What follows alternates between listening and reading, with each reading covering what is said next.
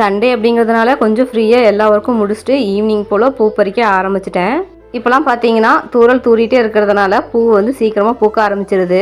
ஊசி மல்லிப்பூவை பறிச்சுட்டு அது கூடவே ஜாதி மல்லிப்பூவும் இப்போ வைக்க ஆரம்பிச்சிருச்சு. அதையும் பறிச்சுட்டு கையோட பூவும் கட்டிட்டேன். ஊசி மல்லிப்பூ குட்டிமா ஸ்கூல் போகும்போது வச்சு விடலான்னு கட்டி எடுத்து வச்சிட்டேன். எனக்கு வந்து பார்த்தீங்கன்னா ஜாதி மல்லி ஃப்ரெஷ்ஷாக வச்சா பிடிக்கும். அதனால் ரொம்ப நாள் கழித்து ஜாதி மல்லிப்பூ வச்சுருக்கேன். குட்டிமாவுக்கு இப்போ தொடர்ந்து கொஞ்ச நாளாக மழை வந்துட்டே இருக்கிறதுனால அவங்களுக்கு செட் ஆகலை. லைட்டாக சளி பிடிச்சிட்ருக்கு. அதனால் கொஞ்சம் டல்லாக இருக்காங்க. நல்லா அப்பப்போ தூறலும் திடீர்னு மழையும் பெய்யுது. இப்போலாம் இந்த மாதிரி தூறலாக இருக்கும்போது பிரச்சனை இல்லை. ஆனால் இந்த மாதிரி கனமாக மழை பெய்யும் போதே எங்கள் வீட்டில் வந்து ஒழுகுங்க. பெட்ரூமும் கிச்சனும் மட்டும்தான் தாரிச்சு. அதுக்கப்புறம் ஹாலும் ஸ்டோர் ரூமும் பார்த்தீங்கன்னா அட்டை தான். அட்டை லைட்டாக விரிசல் விட்டதுனால படுக்கிற இடத்துல வந்து லைட்டாக சுட்டுன்னு ஒழுகிட்டே இருக்கும். நாங்களும் கொஞ்சம் நாளாக முயற்சி பண்ணிகிட்டே இருக்கோம் இந்த அட்டையை எடுத்துகிட்டு தாரிச்சு ஊற்றிடலான்னு. ஆனால் பண்ணவே முடியலைங்க.